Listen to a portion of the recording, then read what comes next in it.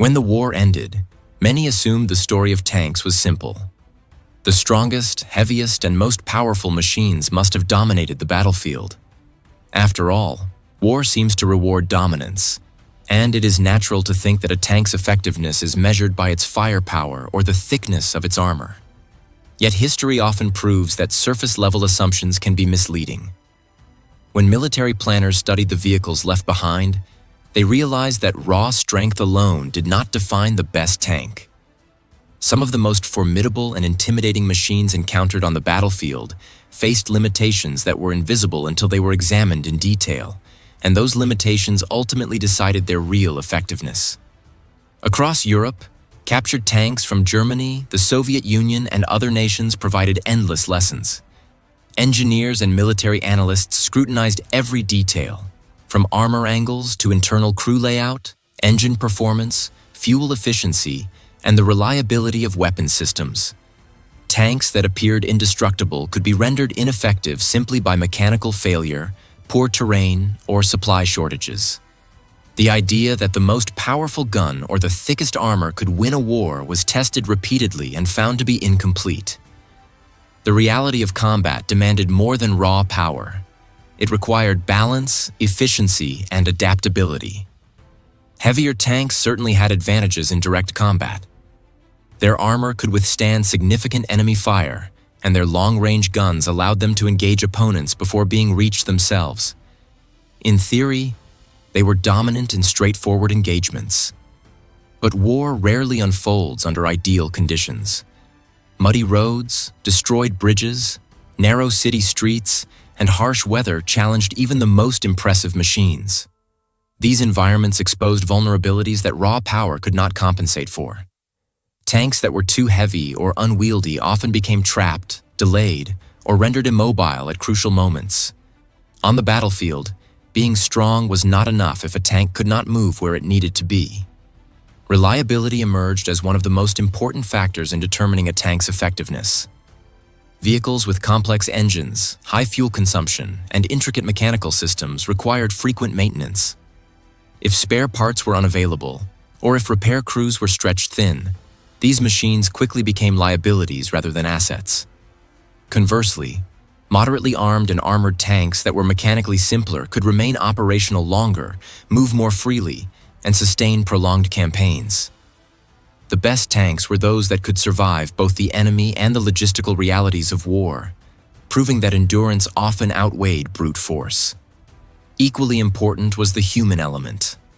A tank is only as effective as the crew operating it. Cramped interiors, poor visibility, and complicated controls could drastically reduce efficiency, even if the tank itself was technically superior. Crew fatigue, communication breakdowns, and cognitive overload in high-stress situations often determine the outcome of engagements. Tanks designed to maximize crew efficiency, with clear roles, accessible controls, and effective observation, were far more valuable than those with extreme specifications that left crews overburdened and vulnerable. Protection meant more than thick armor. It included the ability to operate safely and efficiently under pressure. Flexibility on the battlefield became another key measure of success. World War II did not consist of predictable, open-field engagements alone. Tanks were deployed in cities, forests, mountains, deserts, and snow-covered plains, often in conditions far from optimal. Extremely heavy tanks struggled in tight urban areas or on soft terrain, while medium tanks could maneuver quickly, support infantry, and adapt to changing conditions. The ability to respond to dynamic environments consistently often proved more decisive than the sheer destructive power of a single vehicle. Adaptability and versatility became hallmarks of effectiveness, demonstrating that battlefield conditions favored balance over extremes. As these lessons became clear, military planners began to redefine what made a tank the best. It was no longer the one with the most powerful gun or the thickest armor. The best tank combined firepower, protection, mobility, crew efficiency, reliability, and logistical compatibility into a single system. It was a machine that could fight repeatedly, reach the battlefield, survive under realistic conditions, and remain part of a coordinated military effort. Tanks had to integrate seamlessly with infantry, artillery, and air support, proving that no single machine could dominate in isolation. Strategy, systems, and sustainability mattered as much as individual strength. Post-war analysis confirmed that lessons learned from seemingly powerful tanks influenced armored vehicle design for decades to come. Engineers prioritized reliability and maintainability, ensuring that tanks could operate continuously in diverse conditions. Crew survivability, ergonomic internal layouts, clear communication systems, and optimized visibility became central to design priorities. Logistics and supply chains were considered from the beginning, recognizing that a tank without fuel or spare parts could never achieve its full potential. The influence of these insights stretched beyond individual machines to the overall philosophy of armored warfare.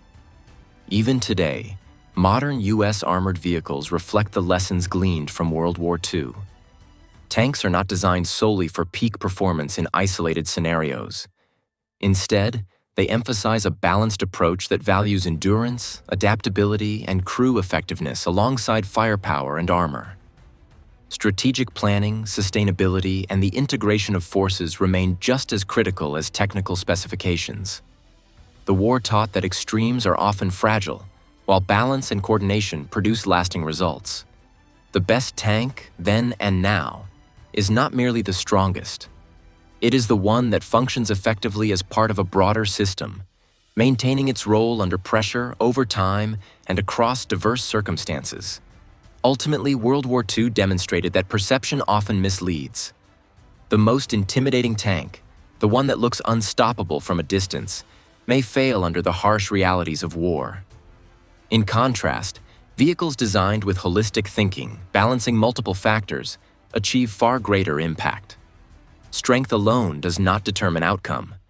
Effectiveness is measured by consistent performance, strategic integration, and resilience in the face of complex challenges. The lessons learned during the war reshaped military thought, influenced countless vehicle designs, and continue to guide armored warfare strategy today.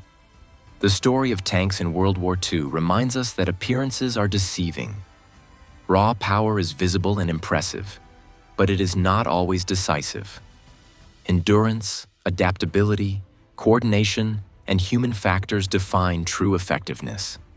The tanks that shaped history were not necessarily those with the largest guns, but those that could be relied upon day after day, battle after battle, campaign after campaign. The best tank was never the most powerful in isolation.